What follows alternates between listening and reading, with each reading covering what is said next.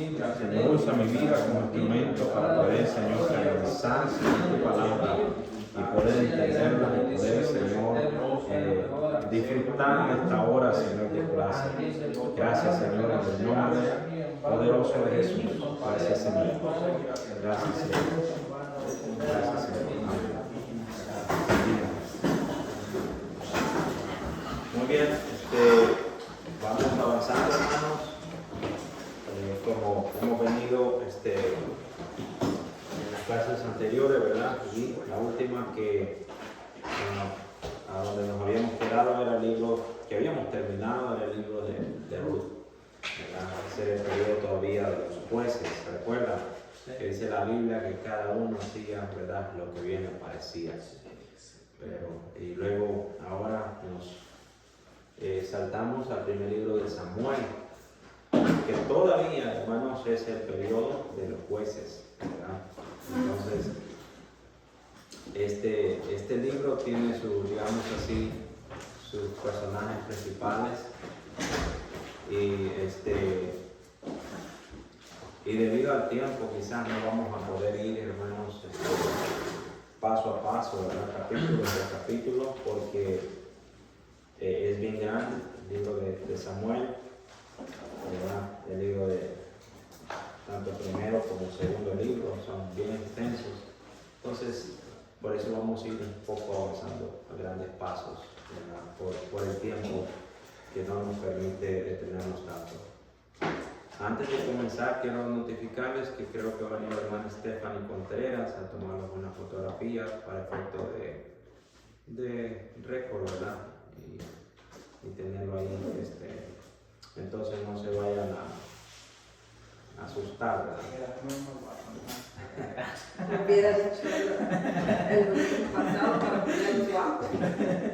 Sí, vamos a venir con una fotografía, entonces ahí bueno, actúe normal, ¿verdad? Actúe normal para que salga bien en la fotografía. El libro de Samuel, el primer libro de Samuel. Es un libro bien complejo, bien grande, como decía al principio, pero entra, hermanos, con una historia muy bonita, que ustedes ya, este libro es más conocido, este libro es más trabajado incluso por los predicadores. Hay capítulos bien preferidos por nuestros hermanos, porque no lo sé, de toda la Biblia, ¿verdad?, debería ser así, pero hay libros más que otros donde nos enfocamos, nos gusta, y quizás en su momento lo hayamos leído todo, digamos así, Primera de Samuel, y quizás en algún determinado momento usted ha decidido leerlo desde el primer capítulo hasta el último, entonces, y a esto le da paso al segundo, y como ahí están historias del pueblo de Israel, entonces le llama la atención. Y comenzamos, hermanos, a hablar acerca de un hombre, ¿verdad? ¿Se recuerda? Un hombre que tenía dos mujeres, ¿verdad?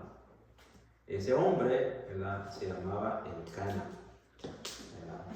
Y tenía, dice, dos mujeres. El nombre de la primera, ¿cómo era? Usted sabe la historia, ¿verdad? Penina. Sí. Y el nombre de la otra, ¿verdad?, era Ana, ¿verdad? Penina tenía la ventaja de que tenía hijos, más Ana era estéril, ¿verdad?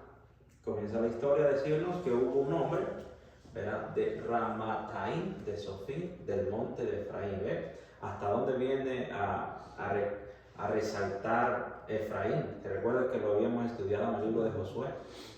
Entonces, se llamaba, dice, Elcana, ¿verdad? Y tenía dos mujeres. Esto de tener dos mujeres era la parte que le llaman, hermano, lo que es la poligamia, ¿verdad? Que tener uno o más mujeres. Ahora, la voluntad de Dios nunca ha sido esa. El nombre de una, ¿verdad?, era Ana, y el de la otra era Penina. Penina tenía la ventaja que tenía hijos, ¿verdad? Más Ana no los tenía. Y todos los años aquel varón subía a su ciudad para adorar y ofrecer sacrificios a Jehová, ¿verdad? En Silo, que era donde estaba el tabernáculo de reunión, donde estaban los hijos de Eli, y Ofni y Finees. Hasta ese momento, hermanos, no había templo. Hasta ese momento todavía estaba el tabernáculo de reunión. Entonces, quienes administraban ahí era el sacerdote Eli, ¿verdad? Y sus hijos, Ofni y Finees. Y cuando llegaba el día en que el Cana ofrecía sacrificio, daba a Penina a su mujer, a todos sus hijos y a todas sus hijas, cada uno su parte. Es la parte triste, y por eso es que se sentía así Ana, triste, ¿verdad? Porque el Cana, ¿verdad? Le repartía a los hijos de Penina una parte, pero dice, a Ana daba una parte escogida. ¿Por qué? Porque amaba a Ana, aunque Jehová no le había concedido tener hijos.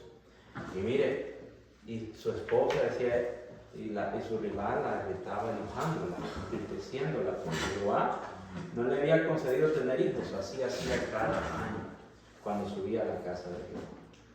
Penina le gritaba así, por lo cual Ana lloraba. Ana no comía. Ana, su marido, le decía a Ana, ¿por qué lloras? Porque él sabía, ¿verdad? ¿Por qué no comes? Porque está afligido tu corazón. No te soy yo, le decía, mejor que 10 hijos, ¿verdad? Pues, el Cana queriendo llenar ese vacío. Pero la verdad, Ana lo que quería era, porque era muestra, hermanos, como de maldición. Bajo maldición, ¿verdad? Una persona, una mujer que fuera estéril. Todas las mujeres hebreas, su característica era que tenían hijos bastantes. Imagínense, y Ana sale con ¿verdad? Problema natural.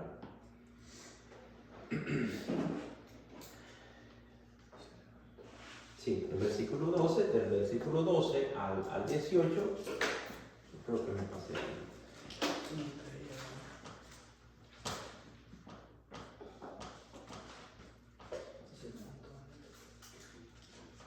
Versículo 9. Sí, desde el versículo 9 dice que Ana se levantó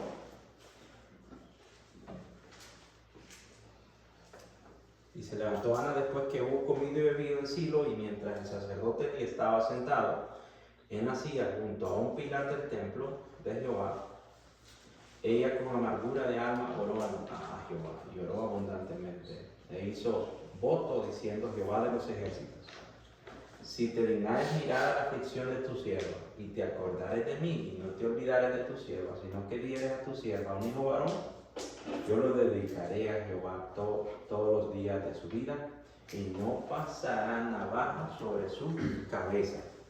Aquí estamos viendo una mezcla de oración y a la misma vez un voto, una promesa. Entonces esta petición, mire qué interesante, esta petición iba ya condicionada, ya iba específica, ¿verdad? Y es muy bueno saber eso, que Dios determina y conoce la condición de cada uno. Y muchas veces, ¿verdad?, nos da la oportunidad Dios de ser específico en pedirle a Él, ¿verdad? Porque Ana le dijo, ¿verdad?, que le diera un hijo varón. Fue específica. No es un hijo, ¿verdad?, nada. O sea, no había opción. Ana decía un hijo. Y si tú me lo das, ya lo dedicaré a Jehová todos los días, ¿verdad? Entonces, me llama la atención que hace voto y le dice que no iba a pasar tampoco una navaja sobre su cabeza. Y mientras ella oraba, ¿verdad?, largamente delante de Jehová, Elí estaba observando la boca de ella. Pero Ana hablaba en su corazón, solamente movían sus labios y su voz no se oía. Y mire cómo la tuvo Elí, por ebria. Entonces le dijo a Elí, ¿hasta cuándo estarás ebria? Digiere tu vino. Y Ana le respondió diciendo, no, Señor mío, yo soy una mujer atribulada de espíritu. No he bebido vino ni sidra, sino que he derramado mi alma delante de Jehová. Vengas a tu sierva por una mujer impía, porque por la magnitud de mi congoja y de mi aflicción he hablado hasta ahora. Entonces Elí entendió la situación y le respondió, ve en paz. Y el Dios de Israel te otorgue la petición que has hecho. Y ella dijo, halle tu sierva de gracia delante de sus ojos. Y se fue la mujer por su camino, comió y no estuvo más triste. Estaba confiando, ¿verdad?, que su petición iba a ser contestada. ¿Te recuerdas que la petición tenía condición? Era específica, ¿verdad? Y el Dios, miren qué bonito. Me gustó la historia y me gusta, porque dice en el versículo del capítulo 1, versículo 19 al 23, que levantándose de la mañana, adoraron delante de Jehová y volvieron y fueron a la casa. Y el Cana se llevó a su mujer, ¿verdad? Y Jehová, miren qué interesante esta palabra, se acordó de ella, se acordó Dios de Ana, ¿verdad? Aconteció que al cumplirse el tiempo, después de haber concebido Ana, dio a luz, no una hembra, un hijo, y le puso por nombre Samuel, diciendo, por cuanto lo pedí a Jehová. Entonces subió el varón con toda su familia para ofrecer sacrificio, como lo acostumbrado. Pero Ana no subió, sino que dijo a su marido, yo no subiré hasta que el niño sea destetado, para que lo lleve y sea presentado delante de Jehová y se quede allá para siempre. ¿Ves? Esta Ana era muy devota, ¿verdad? Iba a cumplir la promesa, el voto que ella había hecho con Dios, lo iba a cumplir. Cosa que no es fácil, porque le pidió un hijo, ya lo tenía en sus brazos, ¿verdad? Y ahora no va hasta destetarlo, y cuando se desteta, hay que llevarlo, ¿verdad? Y a entregarlo. Y ya dicen muchos padres, ¿verdad?, que por muy desobediente que sea su hijo, no lo regala, ni lo entrega, ¿verdad? Y no digamos, ¿verdad?, un hijo obediente, no digamos un bebé. Ana lo prometió, se lo pidió a Dios, y una vez que Dios se lo da, ¿verdad?, ella estaba dispuesta a presentarlo delante de Jehová y que se quedara allá por unos años, no, para siempre. Es decir, que le pidió un hijo a Dios para entregárselo a él.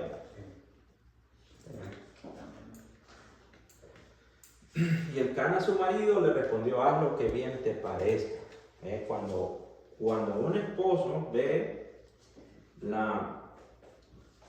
esa devoción de la mujer, de la esposa, no puede reprocharla.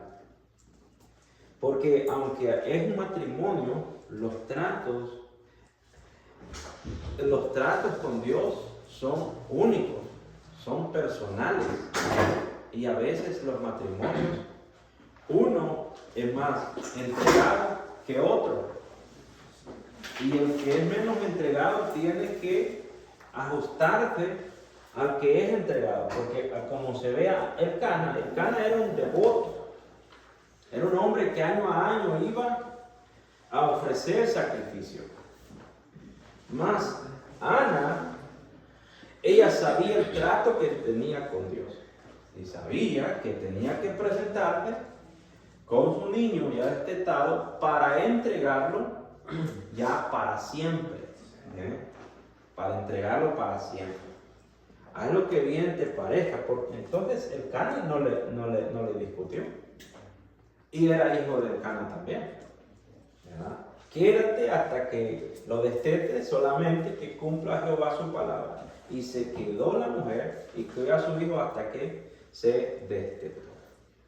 Entonces me llama la atención la petición de Ana, el voto de Ana, ¿verdad? Y también lo que les decía, que Dios, ¿verdad? Se acordó, aquí dice, y Jehová se acordó de Ana y le cumplió la petición de su corazón, que era tener un hijo, y ahora Ana estaba haciendo su parte, ¿verdad?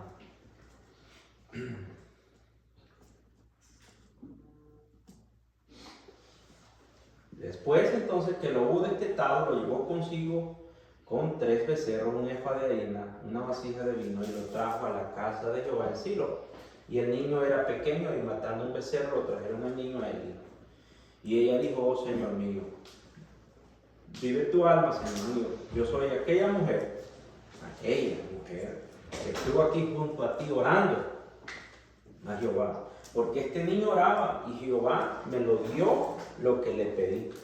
Yo pues lo dedico también a Jehová. ¿Cuánto? ¿Por un mes o un año? No. Todos los días que viva será de Jehová. Y adoró allí a Jehová. ¿Ve? Esa mujer cumplió con la promesa. ¿Y cómo funcionó? No lo sé. Porque debió haber habido gente especial criando, ¿verdad?, a este niño. Que no fuese cercana, que no fuese Ana, sino que ahí en la casa de Dios. Muy bien. Así comienza el libro de Samuel, ¿verdad? Hablando que Samuel fue una respuesta cumplida a una petición que esta mujer había, hermanos, presentado delante de Dios. Entonces, él es una respuesta, ¿verdad? Por eso este libro, hermanos, cuando entramos ya un poco, queremos entrar, el primer libro de Samuel, esta historia o este libro se centra alrededor de 3 personajes. Uno, Samuel, ¿verdad? Él es el último de los jueces, ¿verdad? Y comienza a entrar, digamos así, en la historia del pueblo de Israel, Saúl, como el primer rey de Israel. Y David, ¿verdad?, también como el segundo rey, ¿verdad?, el rey modelo de Israel. Entonces, casi, esos son los 3 personajes más importantes del libro, al menos del primer libro de Samuel. Entonces, quizás por esa línea yo me quiero ir. Ahora sí que, como les decía al principio, debido al tiempo, quizás me voy a ir por ahí, hablando acerca de estos 3 personajes, debido al tiempo. Aunque me gusta irme paso a paso, ¿verdad? Pero por esa razón no lo vamos a hacer. Entonces tenemos ahí los 3 personajes más importantes en el primer libro de Samuel, ¿verdad? Samuel, que fue el último de los jueces. Saúl, el primero de los reyes. Entonces aquí vemos una transición. Entonces cuando vemos a Samuel ya como uno de los personajes importantes, podemos encontrar que Samuel, el elemento dominante de la vida de Samuel, era lo que era la oración. En primer lugar, él fue una respuesta, ¿verdad?, a la oración que hizo Ana a Dios. El nombre de Samuel significa pedido a Dios. Eso fue una respuesta que Dios le dio, ¿verdad?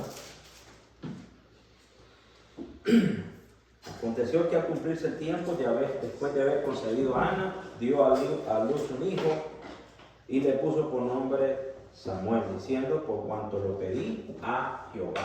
Ese es el versículo, capítulo 1, versículo 20.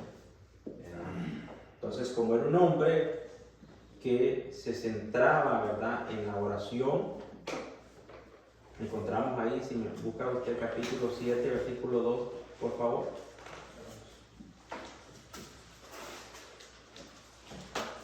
Y otro que me busque es capítulo 8, versículo 21. y otro que me gusta, capítulo 12, versículo 23.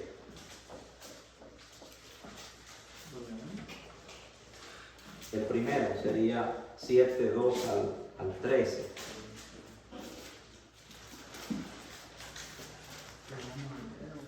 Sí, por favor. Desde el día que llegó el arca a Kirat Jearim, pasaron muchos días, 20 años, y toda la casa de Israel lamentaba en pos de Jehová. Habló Samuel a toda la casa de Israel diciendo: si de todo vuestro corazón os volvéis a Jehová, quita de los dioses ajenos y Astarot de entre vosotros, y preparad vuestro corazón a Jehová, y solo a él servid, y os librará de la mano de los filisteos. Entonces los hijos de Israel quitaron a los Baales y a Astarot, y sirvieron solo a Jehová. Y Samuel dijo: reunid a todo Israel en Mizpa, y yo oraré por vosotros a Jehová. Y se reunieron en Mizpa, y sacaron agua, y la derramaron delante de Jehová, y ayunaron aquel día, y dijeron ahí: contra Jehová hemos pecado. Y juzgó Samuel a los hijos de Israel en Mizpa. Y cuando oyeron los filisteos que los hijos de Israel estaban reunidos en Mizpa, subieron los príncipes de los filisteos contra Israel. Y al oír esto, los hijos de Israel tuvieron temor de los filisteos. Entonces dijeron a los hijos de Israel y a Samuel: no ceses de clamar por nosotros a Jehová nuestro Dios, para que nos guarde de la mano de los filisteos. Y Samuel tomó un cordero de leche y lo sacrificó entero en holocausto a Jehová. Y clamó Samuel a Jehová por Israel, y Jehová le oyó. Y aconteció que mientras Samuel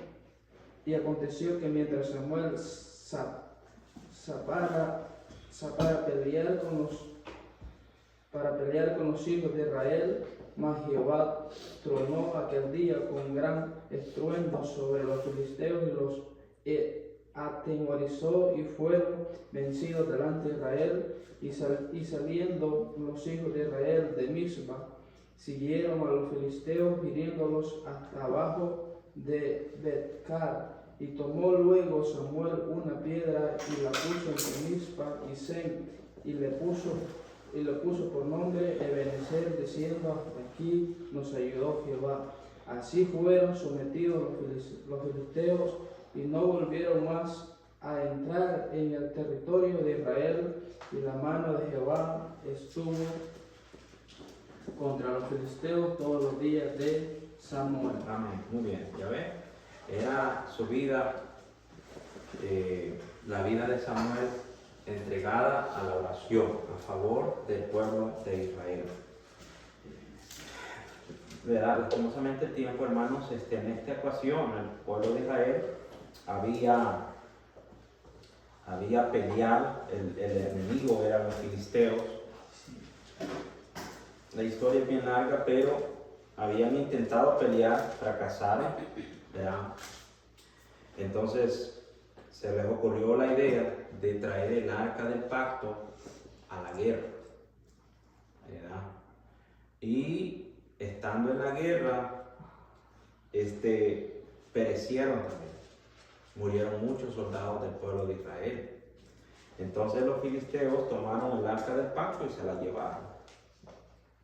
Entonces es ahí cuando la historia es bien larga, probablemente lo toquemos más adelante.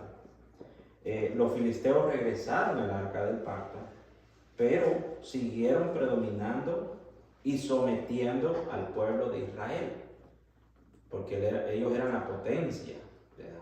Y sometían al pueblo de Israel y los esclavizaban. Recuérdense que, bueno, cuando entra ya en acción, recuerdan que Goliat era un filisteo, ¿verdad? Y las expresiones de Goliat que le decía a los de Israel, él les decía: búsquense uno que peleen contra mí, ¿verdad? Si él me venciere, entonces nosotros vendremos a ser vuestros servidores, ¿verdad? Pero él lo hacía sarcásticamente. Pero en ese tiempo los filisteos estaban sometiendo al pueblo de Israel. Entonces no les había funcionado llevar el arca del pacto. Que lo que dice, lo que leían el hermano Norby, versículo 4, capítulo 7, dice que entonces los hijos de Israel quitaron los Baales de Astarot y sirvieron a Jehová. Es decir, que hasta ese entonces, hasta esa altura, el pueblo no se había ¿verdad? No había, todavía mantenían con esa adoración a los ídolos. Entonces, aunque trajeran el arca del pacto, que era ese instrumento sagrado, pero Dios no los iba a libertar, porque ellos todavía hasta ese momento estaban adorando a los ídolos. Por lo tanto, Dios no los estaba ayudando. Pero viene Samuel, y ahora Samuel comienza a decirles que se deshagan de todos esos ídolos, y comienza Samuel a orar. A orar, a pedir, ¿verdad?, perdón, y a sacrificar, ¿verdad?, sacrificio a Dios, ¿verdad? Y dice el versículo 9 que clamó Samuel a Jehová por Israel y Jehová le oyó. Ahora no es tanto por el pueblo, sino que es Samuel intercediendo por el pueblo. Entonces aconteció que mientras Samuel sacrificaba el holocausto, los filisteos llegaron para pelear, es el versículo 10 del capítulo 7, y contra los hijos de Israel, mas Jehová se tronó aquel día con gran estruendo sobre los filisteos y los atemorizó, y fueron vencidos delante de Israel. Entonces, es ahí la palabra célebre, ¿verdad?, que nosotros tenemos, versículo 12. Entonces tomó Samuel una piedra y la puso en Mizpa y Sen, y le puso por nombre, ¿verdad?, Ebenezer, ¿verdad? Diciendo, hasta aquí nos ayudó Jehová, ¿verdad? Entonces Samuel era el que estaba intercediendo, orando, clamando por el pueblo a favor, ¿verdad?, de la victoria del pueblo de Israel. Entonces aquel ejército enemigo que eran los filisteos estaban sometiendo, pero finalmente Dios le escucha, no al pueblo, sino a Samuel. Por eso Samuel pone esa piedra, ¿verdad?, y dice, Ebenezer, hasta aquí Dios nos ayuda. Quiere decir que el nombre de oración, no sé quién tiene capítulo 8, versículo 21, que no se llama amor. Y oyó Samuel todas las palabras del pueblo y los refirió en oídos de Jehová. Y Jehová dijo a Samuel, oye su voz y pon rey sobre ellos. Entonces dijo Samuel a los varones de Israel, idos cada uno a su casa. Amén.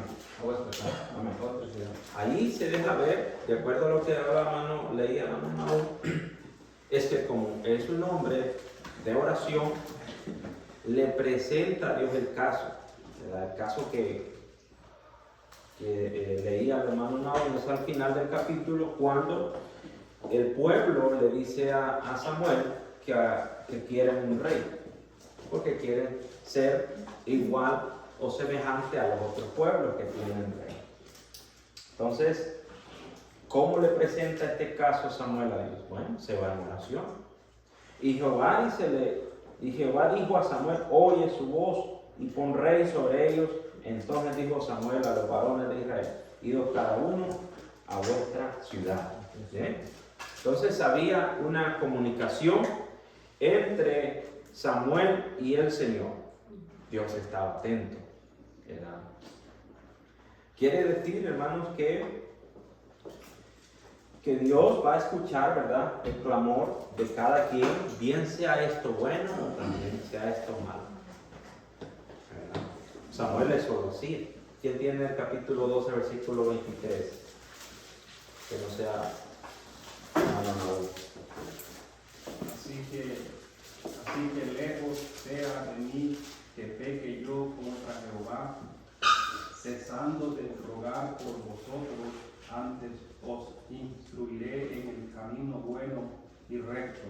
Solamente temed a Jehová y servirle, de verdad con todo vuestro corazón, pues considerad cuán grandes cosas ha hecho Jehová por vosotros. Mas si perseverareis en hacer mal, vosotros y vuestro rey pereceréis. Amén, muy bien.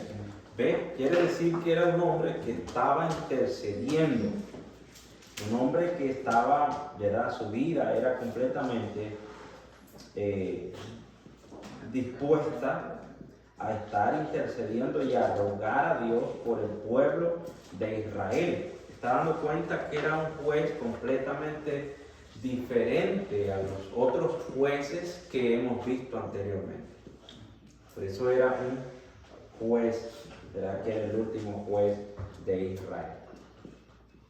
Entonces su oración, ¿verdad? Era por el pueblo de Israel, ¿verdad? Muy bien, entonces, como decíamos al principio, ya los primeros capítulos, o en sí todo el libro de Samuel, es un periodo de transición, donde termina lo que es el mandato de los jueces y entra ahora en acción, ¿verdad? El establecimiento de un reino, ¿verdad? Ya va desapareciendo, que el pueblo pues ya no quiere que sean los jueces que lo dirijan, sino que quieren el rey. Como hermano Nahum, ¿verdad? Leía, Dios en sí pues no era que quería rey para ellos. El sistema de reyes eran ellos que lo habían pedido. Ellos, un sistema diferente, ¿verdad?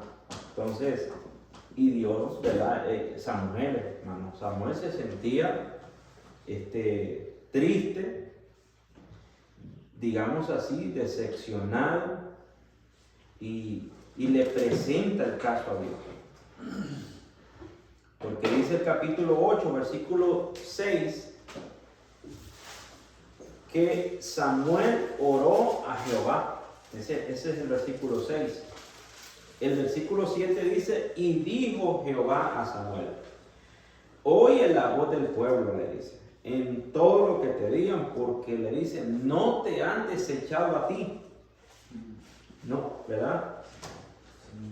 Sino a mí me han desechado para que no reine sobre de ellos.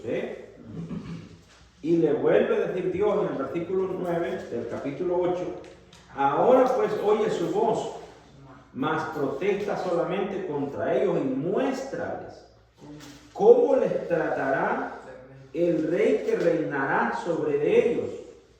El versículo 11 dice, digo pues, así hará el rey que reine sobre vosotros. Tomará vuestros hijos y los pondrá en sus carros y en sus gentes de a caballo para que corran delante de sus carros.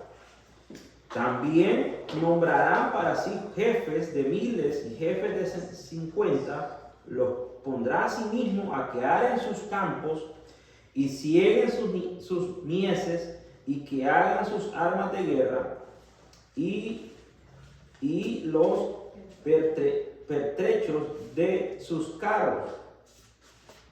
Escuche bien, también, versículo 14, asimismo tomarán lo mejor de vuestra tierra, de vuestra viña, de vuestros olivares, y lo dará a sus siervos. También, el versículo 16 le dice, tomará vuestro grano, vuestra viña, para dar a sus oficiales y a sus siervos. Versículo 16, tomará vuestros siervos y vuestras siervas, vuestros mejores jóvenes, vuestros asnos y con ellos harán sus obras. Versículo 17, diezmarán también vuestros rebaños y seréis sus siervos. Versículo 18, y clamaréis aquel día a causa de vuestro rey que habréis elegido, mas Jehová no os responderá aquel día. Versículo 20, y nosotros seremos también como todas las naciones, y nuestro rey nos gobernará y saldrá delante de nosotros y hará nuestras guerras. Versículo 21, y oyó Samuel todas las palabras del pueblo y las refirió a los oídos de Jehová, y lo que leía Nahum. Y Jehová dijo a Samuel, oye su voz y ponles rey sobre ellos. Entonces dijo Samuel a los varones de Israel, idos cada uno a su ciudad. ¿Ve? Dios les abrió, les planteó las exigencias que iban a tener por parte de los reyes. Pero ellos como pueblo querían a un rey, ¿verdad? No importa, queremos a un rey.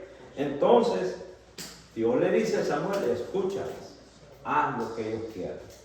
Entonces oye su voz y pone rey sobre ellos. Pues dice Dios, es lo que quieren, eso les vamos a dar, ¿verdad? Aunque finalmente, ¿verdad?, no iba a ser lo mejor, lo que Dios estaba queriendo para ellos.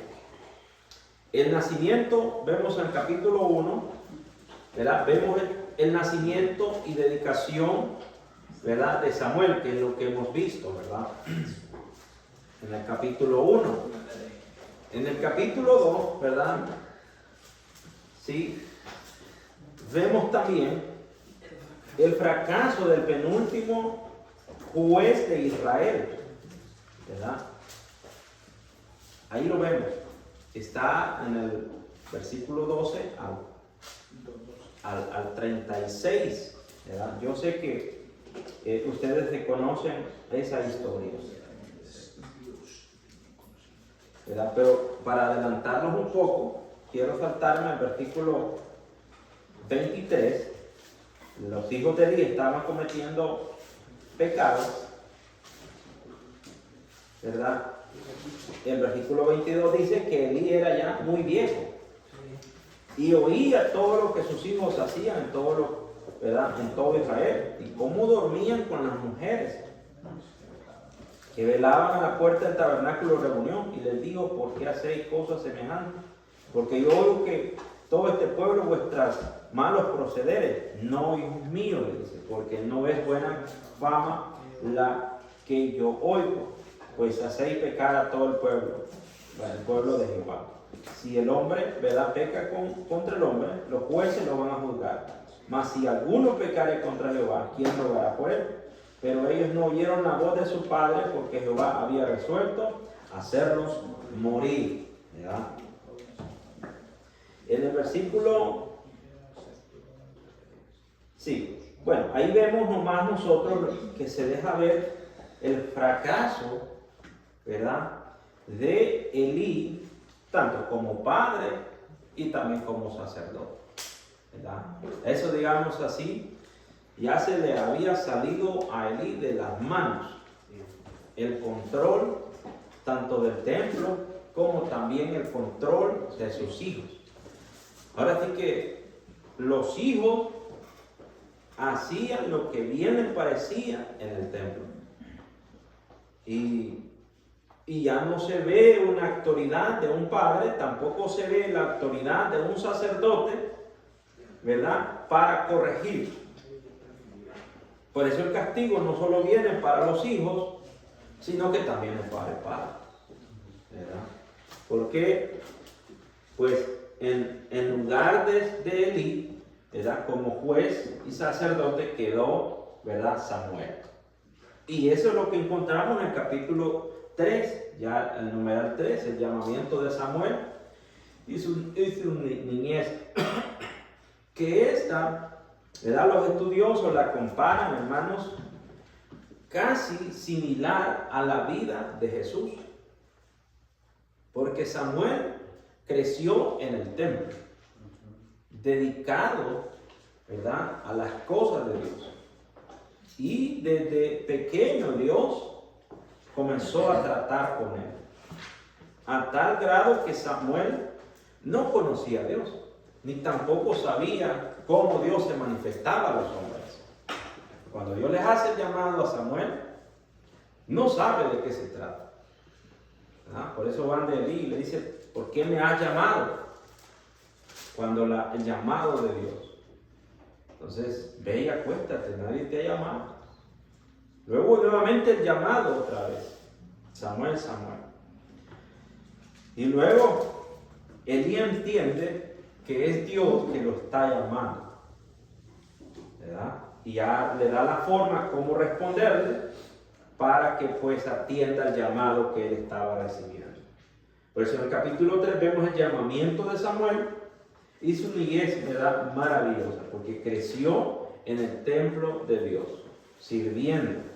Y posteriormente, él es el que venía a ocupar el lugar de sacerdote y de profeta y de juez, ¿verdad? Entonces, como lo decía al principio, Samuel viene a ser uno de los personajes resaltantes en este libro, ¿verdad? Porque es el que va a ministrar, él es el que va a ministrar en el templo, él es el que va a ungir a los reyes, él ungió a Saúl como rey, y viene también a ungir a David como rey sobre Israel. Que humanamente, pues, él no, como humano, ¿verdad?, podría equivocarse. Pero tenía así la dirección de Dios. Porque cuando ve a los hijos de Isaí, ¿verdad?, él creía que a lo mejor los más fuertes, los más grandes, uno de ellos podía haber sido el próximo rey de Israel. El problema es que le hace la pregunta a Isaí si no tiene hijos más.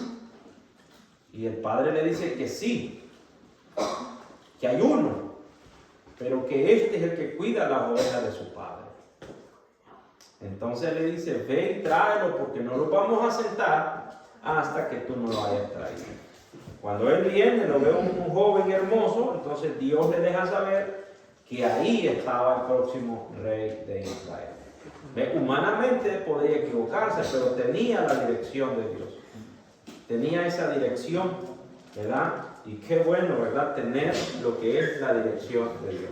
Podemos aceptar que humanamente nos vamos a equivocar, pero si tenemos la dirección de Dios, pues aunque vayamos en sentido, ¿verdad?, equivocado, Dios, ¿verdad?, nos va a alinear de acuerdo a su propósito. Y ese era el caso de Samuel. El capítulo 4 al versículo 6, al capítulo 6 también es donde vemos nosotros la captura y el regreso del arca del pacto. Ya un poco lo he hablado, ¿verdad? Que como eran los filisteos los que estaban sometiendo al pueblo de Israel, habían perecido en la batalla la primera vez. Pero se le ocurre, ¿verdad?, a los del pueblo de Israel que trayendo el arca del pacto, ellos podían tener la victoria. Pero no fue así. Entonces,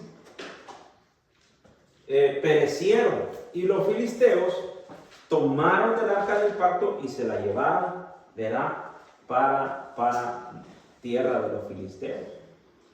El problema fue que dice el capítulo 5 que los filisteos capturaron el arca de Dios y la llevaron desde Ebenezer a Asdod, y tomaron los filisteos el arca y la metieron en la casa de Dagón, dice, y la pusieron junto a Dagón. Cuando al siguiente día los de Asdod se levantaron de mañana, y aquí que Dagón estaba postrado postrado en tierra delante del arca de Jehová, y tomaron a Dagón y lo volvieron a su lugar. Esa es la primera vez. Y volvieron a levantarse el siguiente día, y aquí que Dagón había caído postrado en tierra delante del arca del pacto. Y ahora no solo postrado, sino que la cabeza de Dagón y los dos palmas de la mano estaban cortadas sobre el umbral, habiéndose quedado Dagón, ¿verdad?, solo con el tronco, ¿verdad?, de su cuerpo. Entonces, por esta causa, los sacerdotes de Dagón y todos los que entraban en el templo, ¿verdad?, no pisaban el umbral de Dagón en Asdod hasta el día de hoy.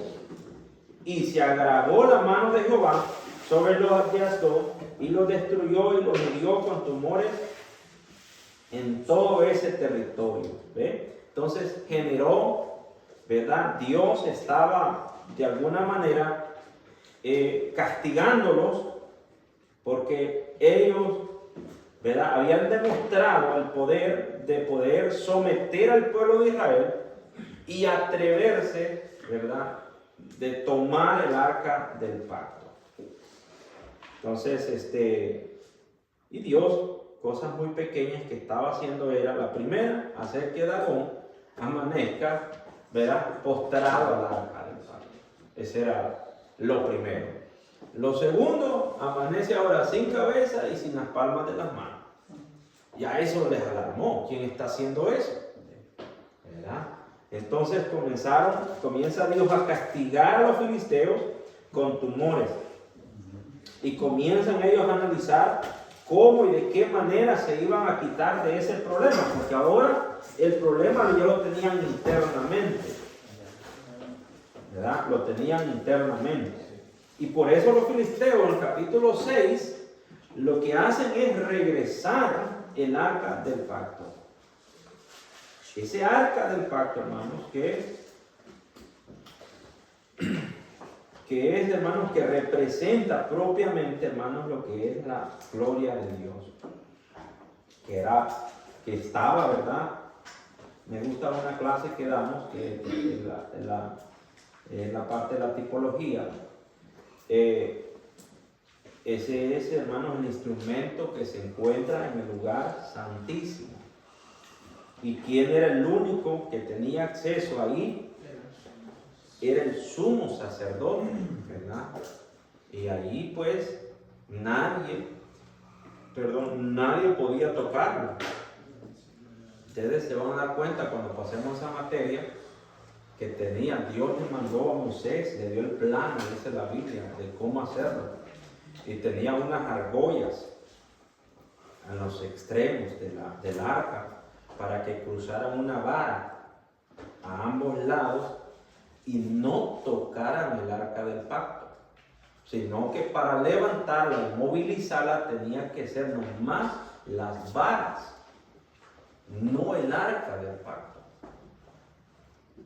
Entonces, ahí, ¿verdad?, lo que se encontraba, de acuerdo a la Biblia, eran las tablas de la ley, ¿verdad?, la vara que había reverdecido de Aarón, y también había un contenedor del maná que Dios le había dado al pueblo de Israel en el desierto. Lo misterioso era que ese maná, hermanos, dice la Biblia que Dios se lo daba de lunes, ¿verdad?, todos los días de la semana, pero en el día antes, el día de reposo, ese día les daba el doble y les decía que agarraran doble medida para que el próximo día solo comieran.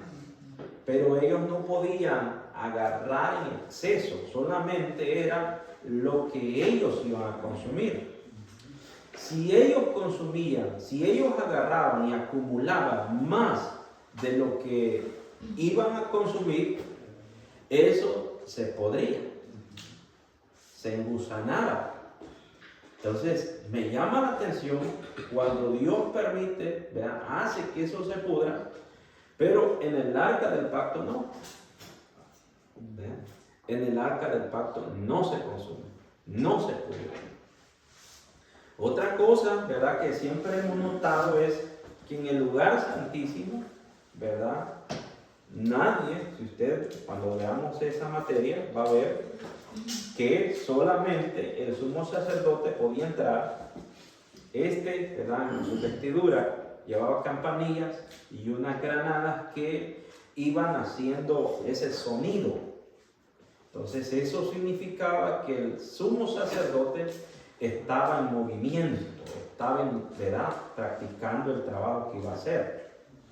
De no escucharse ese sonido, era porque a lo mejor el sumo sacerdote había muerto. Ese era el propósito. Pero tampoco nos vemos un asiento, un lugar donde sentarse. ¿Por qué?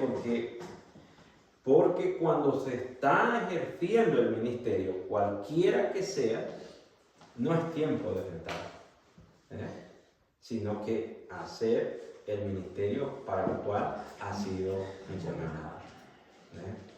Entonces, ni siquiera había gente especial preparada para mover, para desarmar aquel tabernáculo, para desarmar y armar en la dirección que Dios les estaba ordenando cada momento. Recuerden que esto era en el desierto. Entonces, más adelante, el otro año, no sé cuándo vaya a tocar dar esa materia, muy bonita, que vamos a aprender más sobre eso. Ese es el arca del pacto que el pueblo de Israel pensó que trayendo el arca del pacto, ellos iban a lograr la victoria. La fe de ellos era traer un instrumento sagrado, pero ellos no apartar los ídolos de en medio de ellos. Así no funcionan las cosas. ¿Cómo funcionó? Fue que Samuel los trae, le dice que saquen los ídolos y ahora comencemos a orar. Hasta que Samuel ora, hasta entonces Dios le da la victoria sobre el ejército enemigo. Hasta entonces ellos pudieron sujetar o someter al ejército de los filisteos. Entonces, por eso tenemos ahí en el capítulo 7 la derrota de los filisteos por medio de la oración de Samuel, ¿verdad? Entonces, ahí está. Y en ese capítulo propiamente es donde encontramos esa frase célebre, ¿verdad? Donde puso la roca, ¿verdad?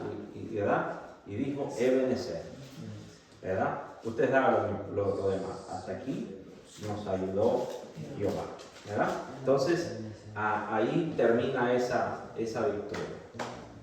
En el capítulo 8, ¿verdad? Es donde vemos cuando el pueblo pide por rey. Ya eso lo vimos.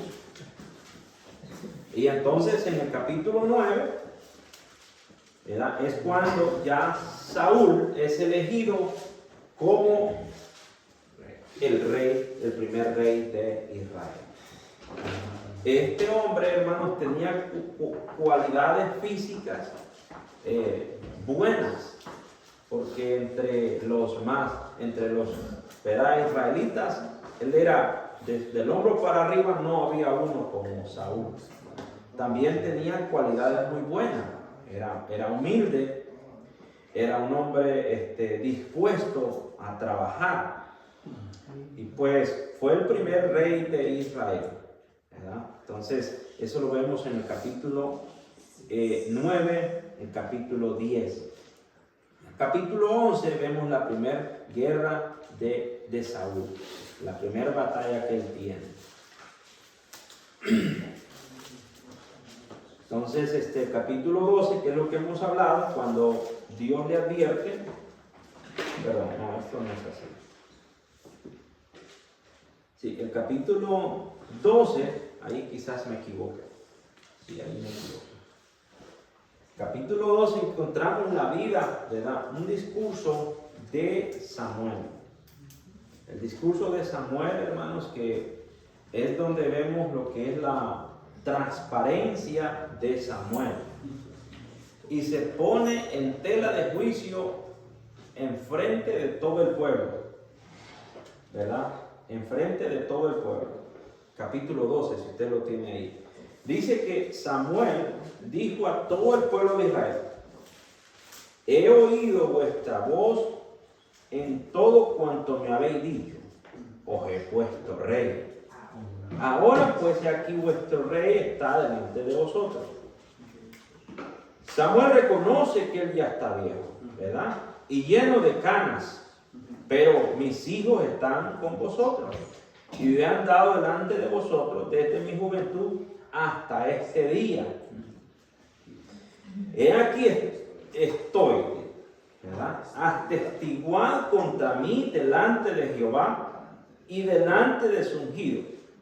Si he tomado el buey de alguno, si he tomado el asno de alguno, si he calumniado a alguno, a alguien, si he agraviado a alguno, o si a alguien he tomado cohecho para cegar mis ojos con él, y os lo restituiré. Miren qué interesante el versículo 4. Entonces dijeron ellos: nunca nos has calumniado, ni agraviado, ni has tomado algo de mano de ningún hombre. Y él le dijo, Jehová es testigo contra vosotros y su ungido también es testigo este día, que no habéis hallado cosa alguna en mi mano. Y ellos respondieron, así es. A eso, hermanos, es a lo que la Biblia dice, ser irreprensible. A eso es lo que la Biblia llama ser irreprensible. Porque él se pone en tela de juicio frente al pueblo y frente al elegido rey, que era Saúl. Y ahora los dos, tanto el Saúl como el pueblo, podían atestiguar tanto a favor como en contra. La parte que resalta aquí es que todos atestiguaron, pero a favor, y ninguno atestiguó en contra. Ese es, hermanos, hermano, que me escapa la palabra, lo difícil, ¿verdad? Lo difícil de ponerlos frente a un pueblo,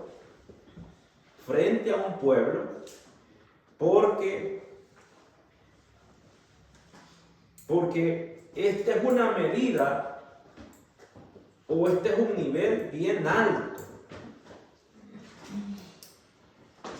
Por eso es bien alto, hermano, realmente, llenar esta medida. Pareciera mejor que es mejor estar lejos, digamos así, de un pueblo para llenar unas expectativas buenas, o quizás no involucrarse con el pueblo para quizás llegar a llenar esta expectativa. Pero el caso de Samuel, que allí era el centro, el que dirigía, el que se conectaba, ¿verdad? Por ejemplo, hoy en día, vamos a tocar este punto, a los pastores se critica porque ellos andan adentro, son los que dirigen, ¿verdad? Ese era el caso de Samuel. El detalle y lo resaltante, yo les decía, es que todos atestiguaron, pero a favor, ninguno en contra, ¿verdad? Ninguno en contra. Versículo 4 le dice, nunca nos has calumniado, nunca nos has agraviado, ni has tomado algo de mano de ninguno de hombre. Entonces Samuel le dice, Jehová es testigo contra vosotros y su ungido también es testigo este día, que no habéis hallado cosa alguna en mi mano. Y ellos respondieron, así es. Es decir, que analizaron la vida de Samuel desde pequeño, desde joven, desde su vida de adulto, desde su vida, hermano, desde la parte de ser padre, ¿verdad? Y él, ¿verdad? Porque incluso tuvo hijos que se desviaron, pero él en sí no se desvió, ¿verdad? Por eso muchas veces, muchos padres se sienten, yo les digo muchas veces, que muchos padres, los hijos, hacen que los padres se sientan orgullosos de los hijos. Pero muchas veces los hijos hacen que los padres se sientan apenados, cerremos la boca, no podamos hablar por las acciones de los hijos. Pero lo real es que lo que hagan nuestros hijos, usted sabe que a los hijos se les enseña, ¿verdad? Se les instruye. Y hay una cierta edad donde el hijo va a hacer lo que bien le parece. Si irse por el lado donde fue instruido o por donde el instinto le da que se vaya. Pero ahora nuestra parte, ¿verdad? Como cristiana, como padre, tenemos que mantenerlos ahí. Porque Samuel se puso ahí como blanco y nadie estuvo dispuesto a tirarlo, sino que casi todos estuvieron dispuestos a defenderlo, ¿verdad? Porque era buen, ¿verdad?, sacerdote y profeta de Dios. Está alta la medida de Samuel para nosotros que quisiéramos ser nosotros, digamos así, administradores de Dios, ¿verdad? Por eso le decía esa palabra de irreprensible, Samuel la cumple. ¿Te recuerdan que Daniel también dice que le buscaron por un lado y por otro a ver dónde ellos fallaban, a ver dónde Daniel fallaba? Y dice que no hallaron cosa alguna donde poder acusar. Era un hombre irreprensible. Era un hombre irreprensible. Ese era el caso de Samuel. Muy bien, vamos a seguir. Ese es el caso, ese es el capítulo 2. ¿Verdad? En el capítulo 13, ¿verdad?, vemos a Saúl, ¿verdad?, también en guerra contra los filisteos. Y esta forma, hermano, vamos a ir trabajando un poco más rápido. También entra en acción, ¿verdad?, que nosotros lo pronunciamos Jonathan, ¿verdad?, pero otros lo pronuncian Jonathan, sea como sea. ¿Cómo lo pronuncia usted ya?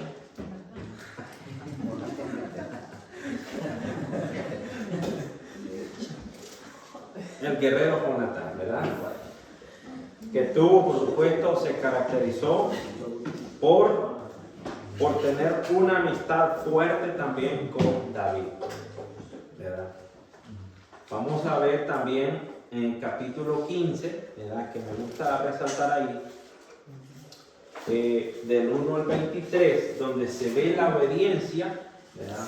Se dice que la obediencia es mejor que el sacrificio.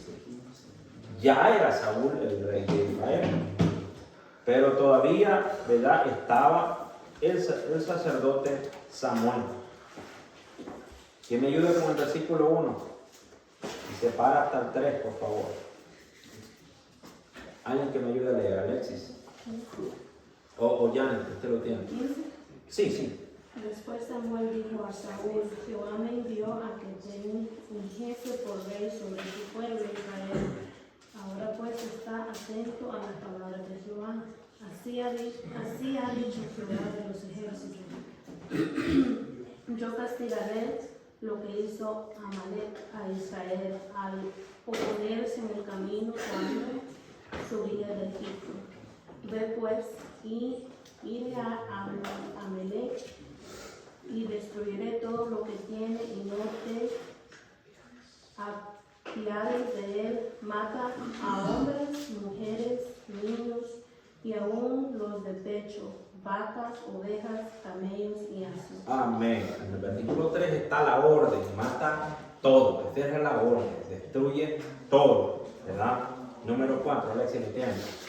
Saúl pues convocó al pueblo y les pasó a vista Telaim, 200,000 de a pie y 10,000 hombres de Judá.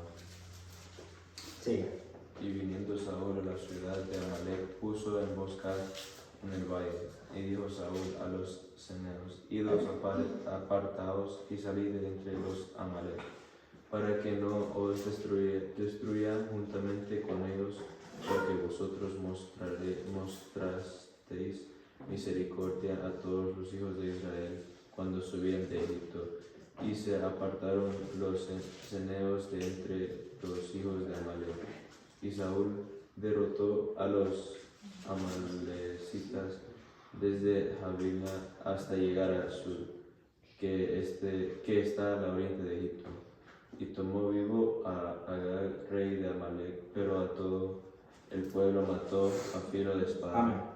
Muy bien, ahí estamos viendo, ¿verdad?, cuando ya Saúl va venciendo la victoria, la guerra, ¿verdad? Tiene el 9, hermano Luquitas. Saúl y el pueblo perdonaron a Agag y a lo mejor de las ovejas, del ganado mayor, de los animales en Jordagos, de los carneros y de todo lo bueno, y no lo quisieron destruir, mas todo lo que era vil y desperdiciable destruyeron. Amén.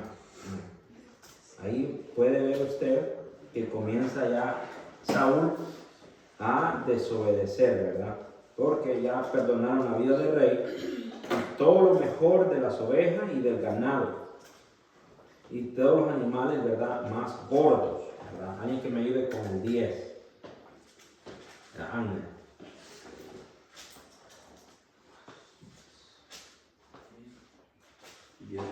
Sí. Tomando entonces Samuel una luma de aceite. No, 10. 15, 10. Sí, perdón, 15, 10.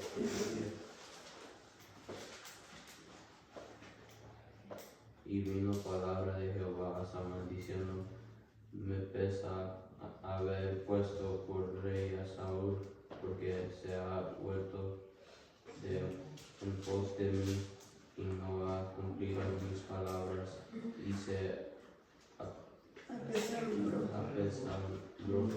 Samuel y clamó a Jehová toda aquella noche. Amén. Hasta ahí. Muy bien. Ahí bien. Comienza Dios a decirle a Samuel: me pesa haber puesto por rey a Saúl. Alguien que me ayude con el 12.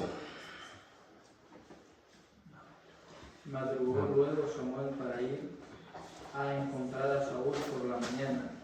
Y fue dado aviso a Samuel diciendo: Saúl ha venido a Carmel, y he aquí se levantó un monumento y dio la vuelta y pasó delante y descendió a Gilgal.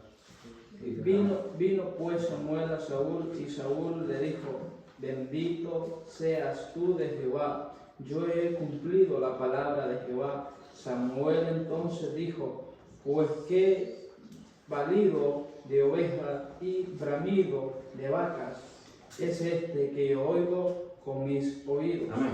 Hasta ahí. Alguien que me ayude con el 15. Bueno, ahorita estaba lista. Y Saúl respondió: de Amalek lo has traído, porque el pueblo perdonó lo mejor de las ovejas y de las vacas para sacrificarlas a Jehová tu Dios, pero lo demás lo destruimos. Entonces dijo Samuel a Saúl: déjame de declararte lo que Jehová me ha dicho esta noche. Y él le respondió: di. Y dijo Samuel: aunque eras pequeño en tus propios ojos, no has sido hecho jefe de las tribus de Israel, y Jehová te ha ungido por rey sobre Israel.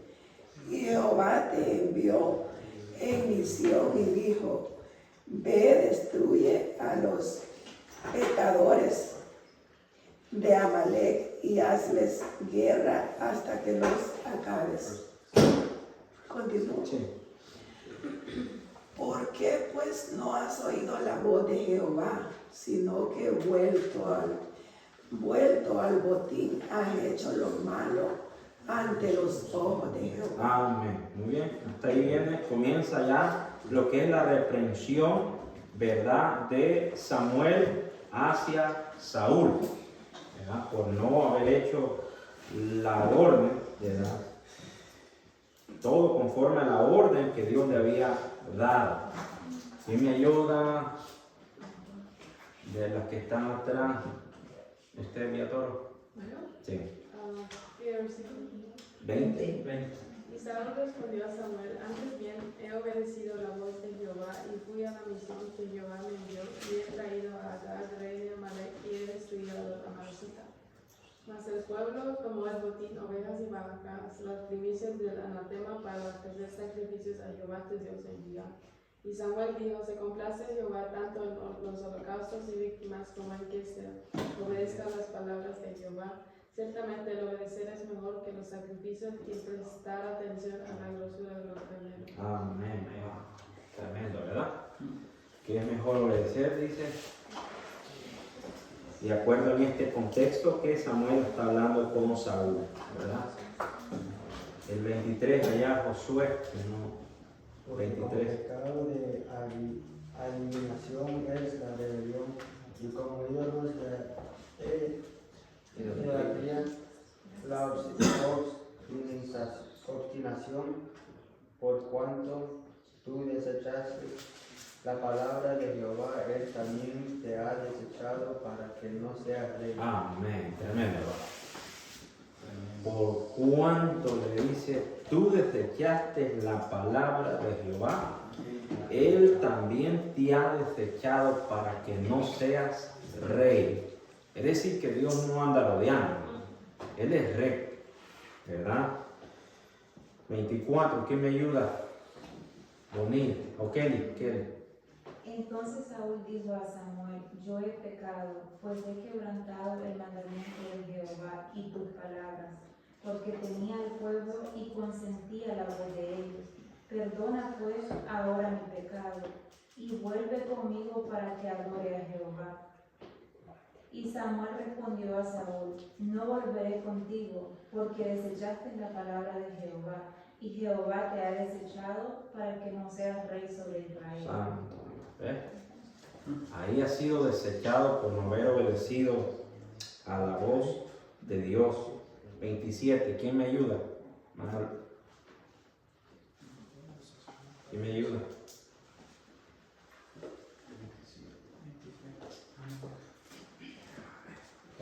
Milka. 27. Sí. Y volviéndose Samuel para irse, él se asió de la punta de su manto y se rasgó. Entonces Samuel le dijo a Jehová, ha rasgado hoy de ti el reino de Israel y lo ha dado a un prójimo tuyo mejor que tú. Amén. Wow. Mire, una tras de otra. Recta, directa y clara. Aquel le rasgó desde la punta del manto y eso mismo le dice Samuel.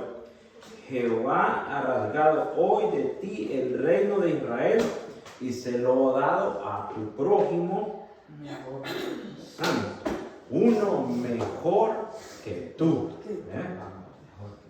Quiere decir, hermanos, que en ningún momento de nuestra vida tenemos que sentirnos mejor que nadie. ¿Por qué? Porque en la medida, hermanos, por eso dice la Biblia que diga cuando hagáis hecho lo que el Señor os manda que hagáis, decir que somos como siervos inútiles, porque habéis hecho lo que el Señor te ordenó que hicieras. Entonces aquí en las cosas de Dios no funciona el sentirnos mejor que nadie. Eso es allá en el mundo. Aquí no. Aquí solo tenemos posición de siervo, ¿verdad? No sé si es joven, hermano. Sí.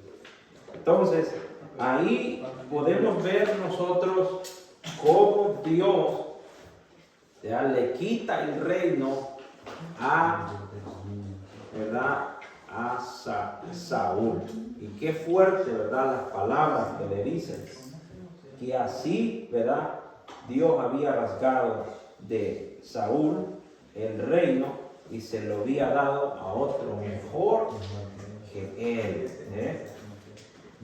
Vale la pena mejor nosotros que obedezcamos siempre cuando lo que Dios nos ordene.